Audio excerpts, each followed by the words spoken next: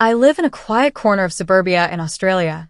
Nothing fancy, but the kind of place where birdsong wakes you up and kookaburras crack jokes at dawn. Right behind my house, a paddock. Just open bushland, boxed in by fences and backyards. Not a park, not a garden, just wild, untamed nature doing its thing. Every morning, I'd stroll that dirt path through the paddock with a mug of steaming coffee in hand. Just me, the birds, and the soft crunch of dry earth beneath my boots.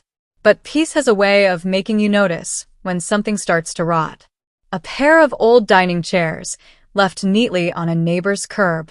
Totally normal. Aussie culture encourages that. If you don't want it, leave it out front. Someone will scoop it up. It's like community recycling with a side of serendipity. But a week later, those chairs had migrated. Off the curb, into the paddock.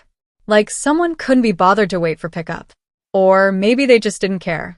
I saw them lying there like corpses, rotting wood, torn vinyl, half buried in weeds. I wanted to give the benefit of the doubt. Maybe the wind blew them in. Maybe some teens were mucking around. But the paddock soon became a graveyard. Next came a busted office chair.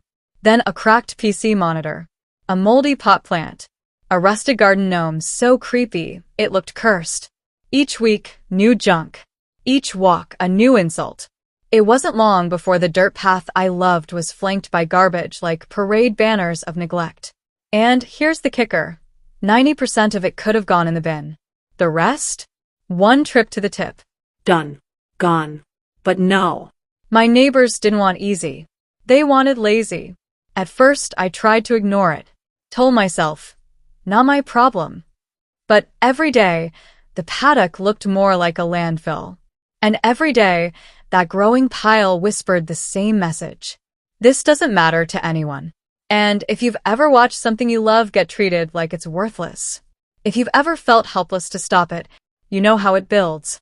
The tight jaw, the shallow breath, that low, burning ache of frustration behind your ribs.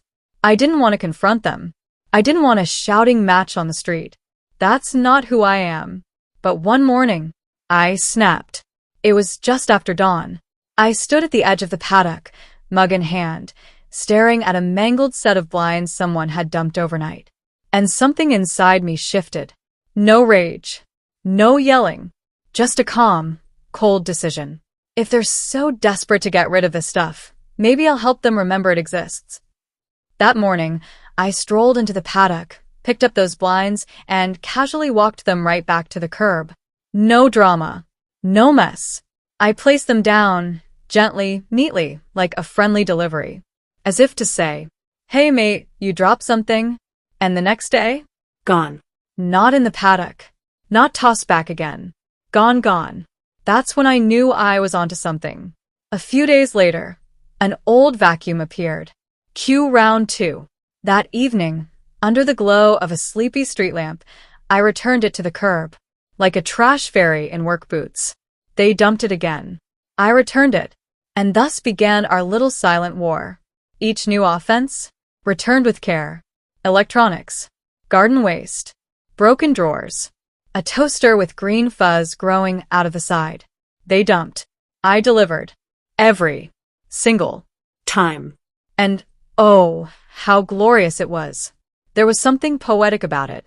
Waking up early to the chill of dawn, hearing the breeze rustle the leaves, lifting another piece of discarded crap, and strolling back across the path like a messenger of justice. My heart would race, not from fear, but from the thrill. Each return became a ritual. How do you like your boomerang garbage now, huh? I never broke a thing. Never said a word. Just let the trash speak for itself.